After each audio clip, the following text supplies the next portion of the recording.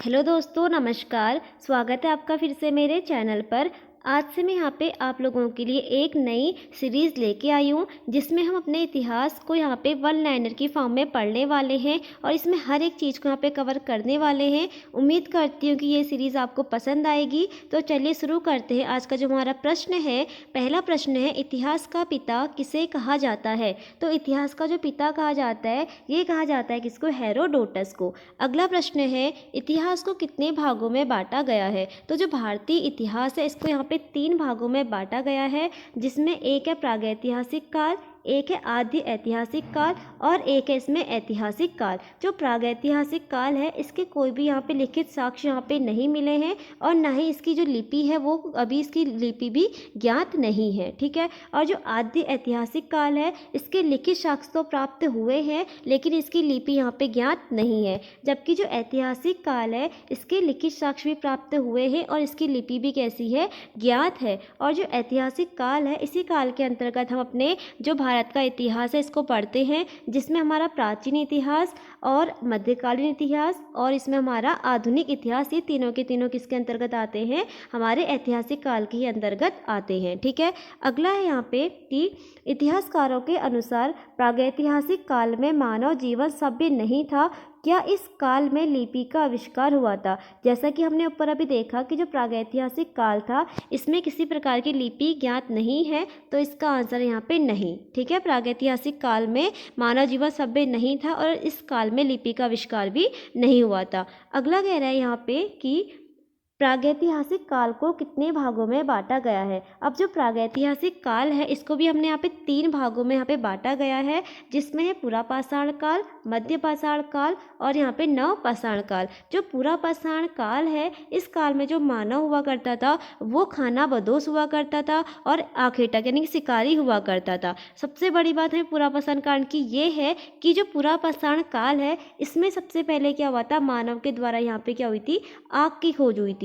तो आपको याद रखना है कि मानव द्वारा जो आग की खोज हुई थी वो पुरापाषाण काल में ही यहाँ पे हुई थी। अब बात आती जो मध्यपाषाण काल है, इस मध्यपाषाण काल में जो मानव था, मानव ने सबसे पहले यहाँ पे क्या किया था? पशुपालन यहाँ पे शुरू किया था, ठीक है। मानव द्वारा पशुपालन किस काल में यहाँ पे प्रारंभ किया गया था? तो ये किया गया था मध्यपाषाण काल में। अब यहाँ पे नवपाषाण काल, नवपाषाण काल में जो था मानव के द्वारा यहाँ पे सबसे पहले क्या हुई थी? कृषि की यहाँ पे शुरुआत की गई थी। तो आपको याद रखना है कि जो पुरापाषाण काल में है उसमें मानव के द्वारा सबसे पहले आग की खोज की गई थी। जो मध्यपाषाण काल है इसमें सबसे पहले मानव के द्वारा पशुपालन शुरू किया गया था और जो नवपाषाण काल है इसमें मानव के द्वारा सर्वप्रथम यहाँ पे कृषि की यहाँ पे शुरुआत की गई थी। अगला प्रश्न है यहाँ पे, भारत में पाषाणकालीन सभ्यता की खोज का कार्य सबसे पहले किस वर्ष प्रारंभ हुआ? तो भारत में जो पाषाणकालीन सभ्यता की खोज का जो कार्य शुरू हुआ था ये हुआ था कब? 1863 में। अगला प्रश्न है, मानव किस काल में खाद्य संग्राहक व आखेटक था? तो जैसा अभी हमने ऊपर देखा कि जो मानव था वो किस काल में खाद्य संग्राहक व आखेटक था, तो ये था पुरापाषाण काल में। अगला प्रश्न है यहाँ पे कि किस काल में मानव द्वारा सर्वप्रथम आग की खोज की गई थी? तो मानव के द्वारा सर्वप्रथम जो आग की खोज की गई थी ये की गई थी पुरापाषाण काल में। अगला प्रश्न है, पुरापाषाण काल में मानव द्वारा उपयोग किए जाने वाले उपकरण सामान्यतः थे? तो जो पुरापाषाण काल है उसमें जो मानव था शिकार करने के लिए जो यहाँ पे औजार प्रयुक्त करता था वो सामान्यतः कैसे हुआ करते थे? वो हुआ करते थे मोटे। जबकि जो मध्यपाषाण काल में आते आते जो मानव द्वारा जो उपकरण यहाँ पे प्रयोग होने लगे थे वो कैसे होने लगे थे? नुकीले होने लगे थे, ठीक है। अगला प्रश्न है यहाँ पे कि मध्यपाषाण काल को किस नाम से भी जाना जाता है? तो मध्यपाषाण काल को अन्य किस नाम से जाना जाता है? तो ये जाना जाता है माइक्रोलिथ के नाम से। अगला है यहाँ पे, फलकों की अधिकता के कारण किस काल को फलक संस्कृति के नाम से जाना जाता है? तो फलकों की अधिकता के कारण किस काल को फलक संस्कृति के नाम से जाना जाता है? तो ये जाना जाता है मध्यपाषाण काल को। अगला प्रश्न है यहाँ पे कि किस काल में पहली बार मानव कंकालों को विधिवत रूप से दफन करने की प्रक्रिया शुरू हुई? तो किस काल में मानव के द्वारा सबसे पहले यहाँ पे मानव कंकालों को विधिवत रूप से दफन करने की प्रक्रिया शुरू हुई थी? तो ये हुई थी मध्यपाषाण काल में। अगला प्रश्न है कि किस काल में मानव द्वारा सर्वप्रथम पशुपालन की शुरुआत की गई थी? तो सबसे पहले जो मानव द्वारा पशुपालन की शुरुआत की गई थी तो ये की गई थी मध्यपाषाण काल से। अगला है यहाँ पे कि सर्वप्रथम किस स्थल से मानव द्वारा पशुपालन के साक्ष्य प्राप्त हुए हैं? तो सर्वप्रथम जो पशुपालन के जो साक्ष्य प्राप्त हुए हैं ये हुए हैं कहाँ से? मध्य प्रदेश के आदमगढ़ से और राजस्थान के बागौर से। तो आपको याद रखना है आदमगढ़ और बागौर से यहाँ पे मानव द्वारा सर्वप्रथम पशुपालन के यहाँ पे साक्ष्य प्राप्त हुए हैं। अगला प्रश्न है यहाँ पे कि किस घाटी सभ्यता के लोहंदा नाला से हड्डी की बनी मातृ देवी की मूर्ति प्राप्त हुई है? तो मातृ देवी की जो मूर्ति प्राप्त हुई है ये कहाँ से हुई है? ये हुई है बेलन घाटी से। ठीक है। अगला प्रश्न है यहाँ पे कि मध्य पुरापाषाण काल में क्वार्टजाइट पत्थरों के स्थान पर जैस्पर, चर्ट, फ्लिंट आदि के पत्थर प्रयुक्त होने लगे। इस समय के औजार मुख्यतः किससे बनते थे? तो मध्य पाषाण काल में क्या हुआ कि जो क्वार्टजाइट पत्थर के स्थान पर जैस्पर, चर्ट और यहाँ पे क्या हुआ था और फ्लिंट आदि के पत्थर यहाँ पे प्रयुक्त होने लगे थे। ये जो औजार थे किससे बनते थे? तो ये बनते थे किससे? सल्क से। अगला प्रश्न है कहाँ पर मध्य पाषाण काल के 500 से अधिक चित्रित शैलाश्रय प्राप्त हुए हैं? तो किस स्थान से मध्य पाषाण काल के 500 से अधिक चित्रित शैलाश्रय प्राप्त हुए हैं? तो ये हुए हैं भीमबेटका से। ठीक है। भीमबेटका कहाँ है? मध्य प्रदेश। अगला है यहाँ पे कृषि की शुरुआत संभवतः कब हुई? तो कृषि की जो शुरुआत हुई थी वो संभवतः 7000 ईसा पूर्व के आसपास हुई थी। ठीक है। अगला प्रश्न है यहाँ पे कि मानव द्वारा किस काल में स्थायी जीवन, आत्मनिर्भर अर्थव्यवस्था, चाक का निर्माण, मृदभांड का प्रयोग, अग्नि का व्यापक उपयोग, पहिए का आविष्कार और सुनियोजित कृषि का उपयोग किया गया? तो किस काल में हमें ये सारी चीज़ें अपने ली है? स्थायी जीवन, आत्मनिर्भर अर्थव्यवस्था, चाक का निर्माण, मृदभांड का प्रयोग, अग्नि का व्यापक उपयोग, पहिए का आविष्कार और सुनियोजित कृषि। तो ये सब मिले हैं हमें कहाँ से? नवपाषाण काल से। अगला यहाँ पे मानव द्वारा पाला गया सर्वप्रथम पशु कौन था? तो मानव के द्वारा पाला गया जो सबसे पहला पशु था वो था यहाँ पे कुत्ता। अगला यहाँ पे मानव द्वारा सर्वप्रथम प्रयुक्त अनाज कौन सा था? तो मानव द्वारा सर्वप्रथम जो प्रयुक्त अनाज था वो था यहाँ पे जौ। अगला है यहाँ पे कि मानव द्वारा सर्वप्रथम किसकी खेती मेहरगढ़ में शुरू की गई? तो मानव द्वारा सर्वप्रथम जो खेती थी यहाँ पे जो मेहरगढ़ में शुरू की गई थी वो की गई थी गेहूं और जौ की। ठीक है। जो मेहरगढ़ है यानी कि जो कहाँ पड़ता है? पाकिस्तान में पड़ता है। तो सुलेमान और किरथर पहाड़ियों के मध्य में सबसे पहले कृषि की शुरुआत हुई थी और ये हुई थी किसकी? गेहूँ और जौ की। अगला प्रश्न है यहाँ पे भारत में कृषि के प्राचीनतम साक्ष्य किस स्थान से प्राप्त हुए हैं?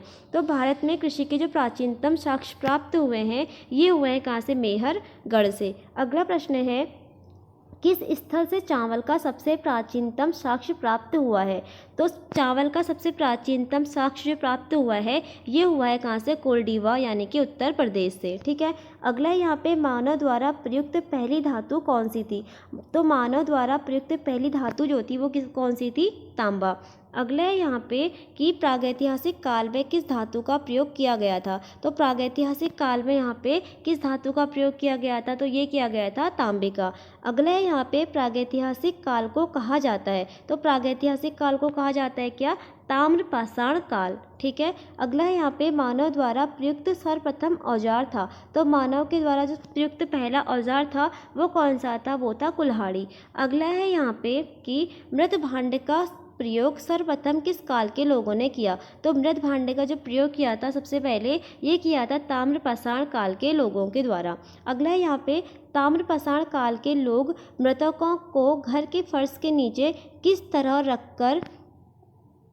रखकर दफनाते थे? तो ताम्रपाषाण काल के जो लोग थे वो मृतकों को किस दिशा में यहाँ पे रखकर दफनाते थे? तो ये दफनाते थे उत्तर से दक्षिण की ओर। अगला प्रश्न है यहाँ पे कि ताम्रपाषाण काल में चाक पर बने काले एवं लाल मृदभांड का प्रयोग किया जाता था।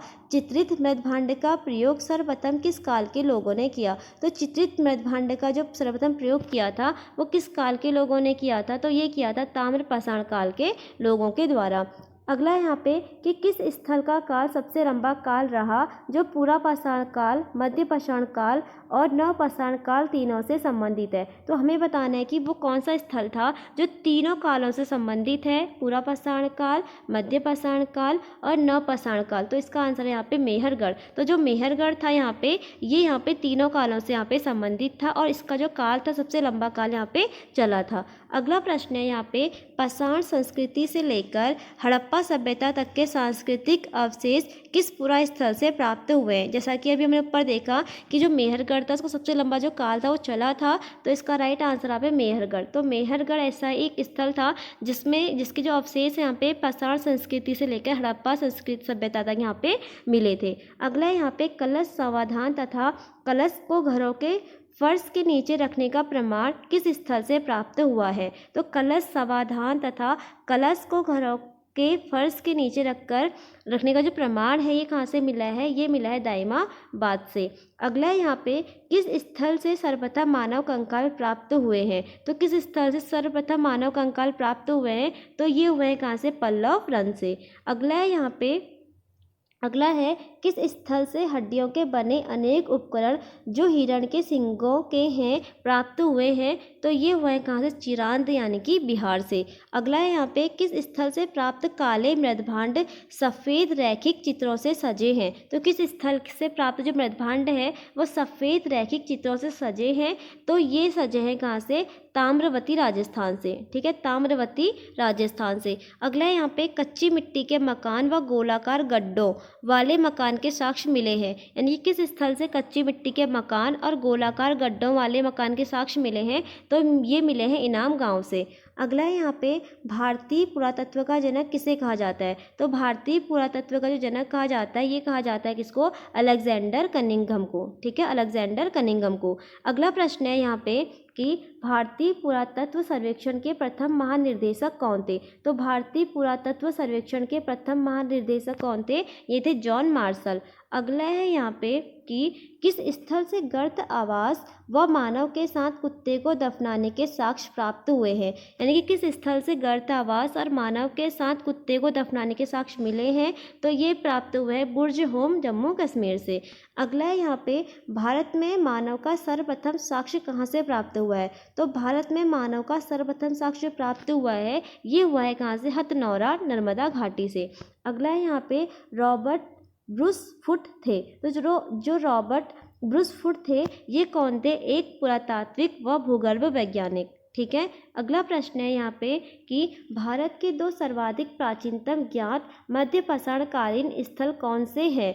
तो सर्वाधिक जो प्राचीनतम यहाँ पे मध्य पाषाणकालीन स्थल हैं ये कौन से हैं, महदहा और सराय नाहर राय। ठीक है, महदहा और सराय नाहर राय ये दोनों कहाँ पढ़ते हैं, ये पढ़ते हैं यूपी में। ठीक है, अगला प्रश्न है, हड्डी निर्मित उपकरण किस भारतीय पुरातात्विक स्थल से प्राप्त हुए हैं। तो हड्डियों से निर्मित जो उपकरण हैं ये कहाँ से प्राप्त हुए हैं, तो ये प्राप्त हुए हैं सराय नाहर राय और महदहा से। ठीक है, अगला प्रश्न है, एक ही कब्र से 3 मानव कंकाल किस स्थल से प्राप्त हुए हैं। तो एक ही कब्र से 3 मानव कंकाल जो प्राप्त हुए हैं ये हुए हैं कहाँ से, दमदमा से। और ये भी कहाँ पड़ता है, ये भी यूपी में ही पड़ता है। अगला है यहाँ पे, गैरिक मृदभांड पात्र का नामकरण कहाँ से हुआ था। तो जो गैरिक मृदभांड पात्र का नामकरण हुआ था ये हुआ था कहाँ से, हस्तिनापुर से। ठीक है, अगला है यहाँ पे, भारत में जीवाश्म का एकमात्र प्रमाण कहाँ मिला है। तो भारत में जीवाश्म का एकमात्र प्रमाण जो मिला है ये मिला है शिवालिक पहाड़ी से। अगला है यहाँ पे, पूर्वोत्तर भारत के किस स्थान से कृषि व पशुपालन के साक्ष्य प्राप्त हुए हैं। तो पूर्वोत्तर भारत के किस स्थान से कृषि व पशुपालन के साक्ष्य प्राप्त हुए हैं, तो ये हुए हैं कहाँ से, दाऊजली से। ठीक है, और ये कहाँ पड़ता है, ये पड़ता है असम में। अगला है यहाँ पे, राख के टीले किस नवपाषाणकालीन स्थल से प्राप्त हुए हैं। तो राख के टीले जो प्राप्त हुए हैं ये किस नवपाषाणकालीन स्थल से प्राप्त हुए हैं, संगन कल्लू। ठीक है, बेलारी यानी कर्नाटक से। अगला है यहाँ पे, राख के ढेर व निवास स्थल किस नवपाषाणकालीन स्थल से प्राप्त हुए हैं। यानी कि किस स्थल से राख के ढेर और निवास स्थल प्राप्त हुए हैं, तो ये हुए हैं कहाँ से, ये हुए हैं पिकली हल से। ठीक है, और ये कहाँ पड़ता है, कर्नाटक में। अगला है यहाँ पे, कृषि व पशुपालन के साक्ष्य हड्डी निर्मित औजार, धूषण मृदभांड का प्रमाण, सिलबट्टा व हड्डी से निर्मित सुई के साक्ष्य प्राप्त हुए हैं। तो ये सारी जो चीज़ें प्राप्त हुई है ये कहाँ से हुई है, गुफ फकराल कश्मीर से। ठीक है, गुफ कराल कश्मीर से। अगला है यहाँ पे कि मधुमक्खी के छत्ते जैसी झोपड़ियों, ज्यामितीय आकार के सूक्ष्म पाषाण व हस्त निर्मित मृदभांड के साक्ष्य प्राप्त हुए हैं। तो मधुमक्खी के छत्ते जैसी झोपड़ियों, ज्यामितीय आकार के सूक्ष्म पाषाण और हस्त निर्मित मृदभांड जो प्राप्त हुए हैं ये प्राप्त हुए हैं चौपानी मांडो उत्तर प्रदेश से। ठीक है, और आज का जो हमारा अंतिम प्रश्न है वो है नवदा टोली नामक ताम्र पाषाणिक स्थल का उत्खनन किसके द्वारा किया गया। तो नवदा टोली ये कहाँ पड़ता है, मध्य प्रदेश में पड़ता है। ये एक ताम्र पाषाणिक स्थल है, इसका जो उत्खनन किया गया था ये किया गया था किसके द्वारा, HD सांकलिया के द्वारा यहाँ पे किया गया था। तो ये थे आज के हमारे महत्वपूर्ण प्रश्न।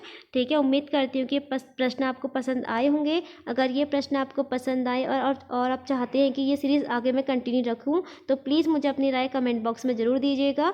कल फिर मिलते हैं एक नई वीडियो में, तब तक के लिए धन्यवाद।